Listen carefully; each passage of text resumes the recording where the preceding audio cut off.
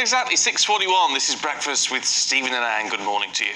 Right, are we going to look through the front pages? I don't know. There's a lovely photo, of course, celebrating Father's Day. It's on the front page of a couple of the papers today. This one's on the Time. Oh, this one's on the Mail, of Prince William there with his 3 children. That photograph taken in Windsor, apparently. Yes.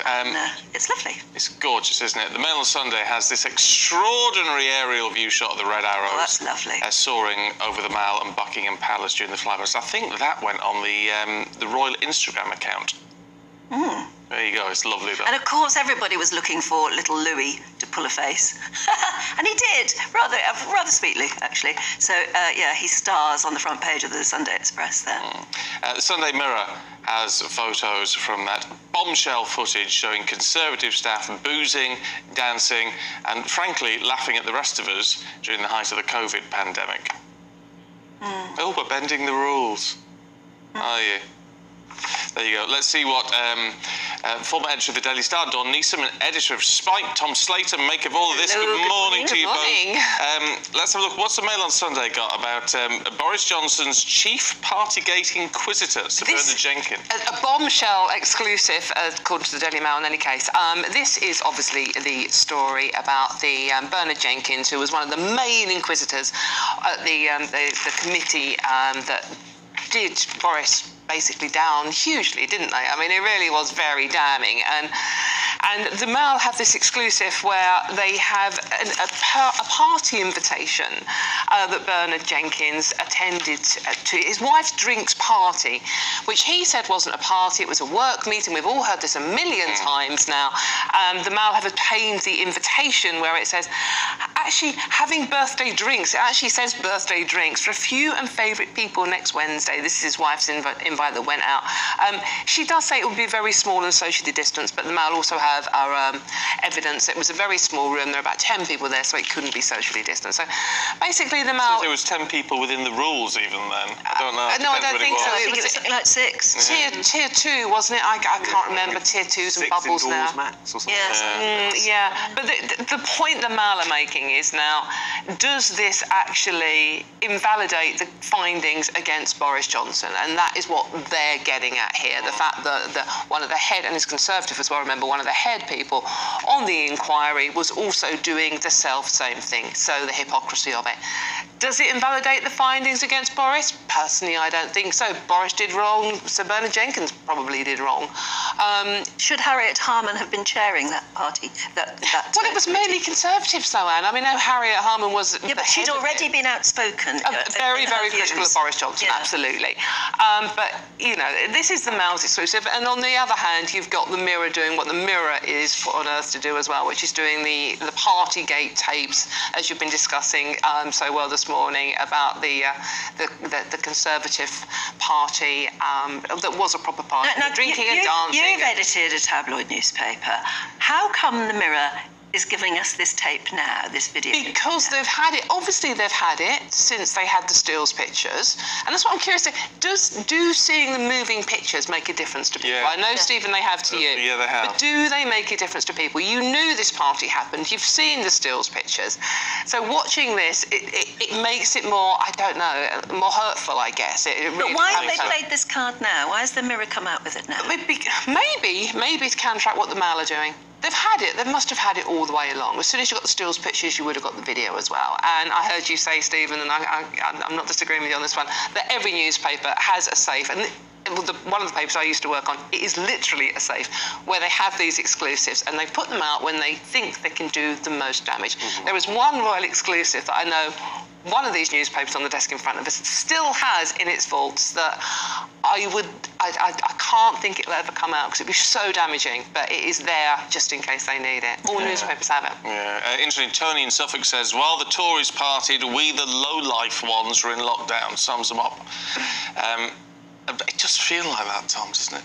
The thing is, I oscillate between being shocked at the idiocy and the hypocrisy of people to also sort of putting it in a little bit of perspective, which is to say, Partygate was a scandal, but I don't think it should have been a 18-month-long scandal as it has been. It's been the sort of thing where we've been kind of building up stories, peppering them throughout the kind of months for maximum impact. And it was genuinely embarrassing for the Conservatives. It was genuinely shocking, particularly when you less so. I mean, this story is, you know, Sean Bailey's botched mayoral campaign boozing up after they finished their campaign. But when it talks about people in Number 10 making the rules and so on, I understand why that was shocking. Should it have been something that's been compared to the Profumo affair? Probably not. And I think that's where I kind of come down on this. And it's also the sort of thing where, at this point, given all of the problems that are going on in society, to still be talking about Partygate feels like we're not kind of a serious country.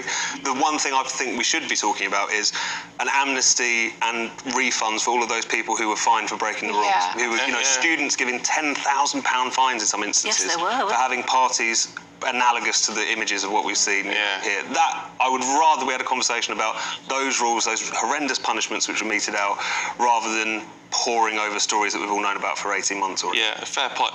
Sean Bailey comes on this channel a lot. We've got a number for him in the system. Let's give him a ring. Get him on the show. See if he'll come on. I doubt he will. He ought to have the courage to defend Should us. do.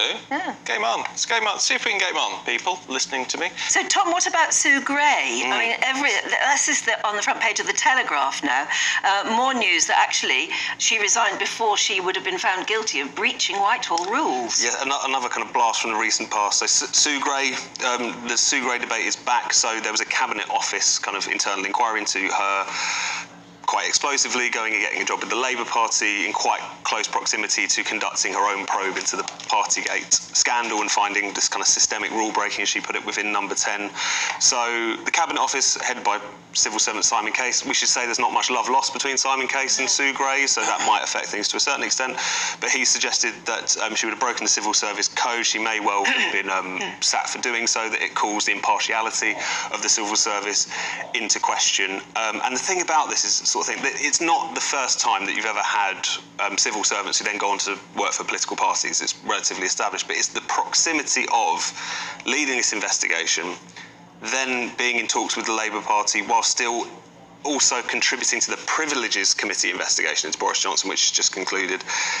The very least you could say about it is it's got bad smell around it. The worst that you could say is that it would naturally call into question her impartiality. It's very odd because everybody, from Boris Johnson to Keir Starmer, said Sue Gray is a woman of absolute integrity. There's nothing wrong with her at all. And suddenly we find that she was talking to the Labour Party while, as you say, chairing that particular investigation, and also knowing that her findings would go before the Privileges Committee. Completely. And I suppose that on the flip side, we could say that Boris Johnson seems to have a habit of kind of setting up committees and picking civil servants to investigate him and then calling them into question, which is probably not a great look for him. But at the same time, that's not what's still the case. Is if we're talking about Sue Gray or if we're talking about Bernard Jenkins and the Privileges Committee, you can't get away with breaking the rules that you're condemning in the case of Bernard Jenkins, or again trying to project an image of impartiality whilst meeting with Keir Starmer to go and work for him. It doesn't It's the work. hypocrisy of the whole thing, isn't it? I mean, that's no matter what side you're on politically at the moment, you must be going,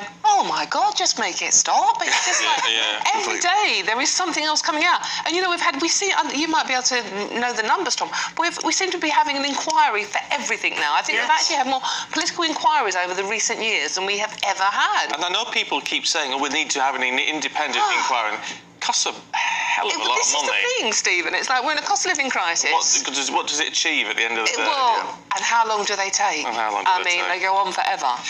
Dawn, let's cheer ourselves up, should we, with the Sunday Times. Prince William leading by example. Yeah, this is a lovely story. They've got an exclusive interview with William, his first since in his new role as Prince of Wales. And he is saying, inspired by the work of his mum, Diana, he is going to launch a 5-year project into solving homelessness, actually not sort of like managing it, but actually preventing homelessness. And what he's doing initially, he says, is going to use his own land in the Duchy of Cornwall to actually house people, and it's 30 years after being taken to a homeless shelter by his mum. Now, in theory, this is a wonderful idea. It's a 130,000-acre Duchy of Cornwall estate, and he's going to use it to house homeless people. It's not necessarily talking about the people that you walk, you know, the people with issues that are on the streets homeless. It's talking about young people that are homeless, the sofa surfers, you know, the kids that can't get on the housing ladder because of mental health issues. When you don't have a home and you are sleeping on people's sofas, it must be terrible. So this is one of the areas it's keen to tackle. I mean, it's a wonderful, wonderful ambition. The question I have with it is it possible? Is it ever going to be possible to totally eradicate homelessness without major policy changes in this country? Yeah. And that I just can't see happening. And very, very great interview. Although there's so many questions you'd want to ask William if you had an interview rather than this, isn't there? But yeah, well, yes. Yes, no comment on that, actually. Tom, Dawn, thank you both. We'll catch you a little bit later on.